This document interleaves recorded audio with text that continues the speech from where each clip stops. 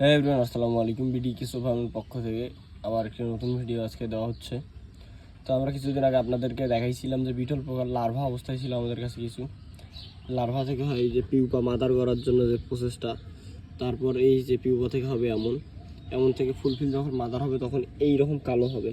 তো আমরা এখন একটা মাদার করতে সক্ষম হয়েছি প্রায় 2 মাস থেকে। এই বিটল পোকা নিয়ে একটু অল্প সময় দিচ্ছি, অল্প অল্প করে।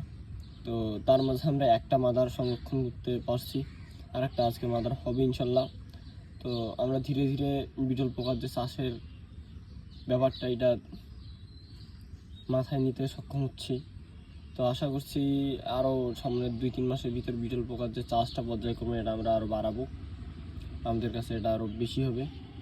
তো পরবর্তীতে আবার বিটল পোকা নিয়ে যারা আপডেট জানতে চান এই ভিডিওতে কমেন্ট করবেন, সবাইকে আপডেট দেওয়া হবে ইনশাল্লাহ। আল্লাহ হাফেজ, দেখা হবে আবার নতুন কোনো ভিডিওতে, নতুন কোনো একদিন।